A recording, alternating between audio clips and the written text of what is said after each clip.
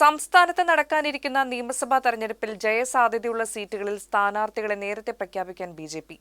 30 സീറ്റുകളിലാണ് നേരത്തെ സ്ഥാനാർത്ഥികളെ പ്രഖ്യാപിക്കുക. ജനുവരി 12-ന് ശേഷം തെരഞ്ഞെടുപ്പ് പ്രചരണവും ആരംഭിക്കും. തിരുവനന്തപുരം ജില്ലയിലെ നേമം മണ്ഡലത്തിൽ രാജീവ് ചന്ദ്രശേഖറും കഴക്കൂട്ടത്തെ വി. മുരളീധരന്റെയും പേരുമാണ് ഉയർന്നു കേൾക്കുന്നത്. മുൻ സംസ്ഥാന അധ്യക്ഷൻ കെ. സുരേന്ദ്രന്റെ പേരാണ് പാലക്കാട് ഉയർന്നു കേൾക്കുന്നത്. കായംകുളത്തെ ശോഭാ സുരേന്ദ്രനെയും പരിഗണിച്ചേക്കും. ജനുവരി 11-ന് അമിത്ഷാ കേരളത്തിലെത്തുന്നതോടെ പ്രചാരണം ആരംഭിക്കാനാണ് ബി.ജെ.പി. തീരുമാനിച്ചിരിക്കുന്നത്. തിരുവനന്തപുരം കോർപ്പറേഷനിൽ ബി.ജെ.പി. അധികാരത്തിലെത്തിയത് ആഘോഷമാക്കാൻ വേണ്ടി കൂടിയാണ് അമിത്ഷാ എത്തുന്നത്. തദ്ദേശ തെരഞ്ഞെടുപ്പിൽ ഇടത് വലത് മുന്നണികൾ പാർട്ടിയെ തടയാൻ കൂട്ടായ ശ്രമം നടത്തിയതായി ഇന്നലെ ചേർന്ന കോർ കമ്മിറ്റി യോഗം വിലയിരുത്തിയിരുന്നു. ബി.ജെ.പിക്കെതിരായ CPM കോൺഗ്രസ് സഹകരണം ഭാവിയിൽ കടുത്ത വെല്ലുവിളിയാകും. തദ്ദേശ തെരഞ്ഞെടുപ്പിൽ നിർണായക സ്ഥലങ്ങളിലെ വിജയത്തോടെ പാർട്ടിക്ക് സംസ്ഥാനത്ത് നിർണായക സ്വാധീനം നേടിയെടുക്കാനായി.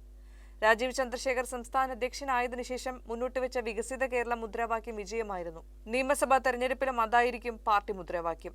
ശബരിമല കൊള്ളക്കേസിന് കൂടുതൽ പ്രാധാന്യം നൽകേണ്ടതുണ്ടെന്നും വിലയിരുത്തലുണ്ടായി.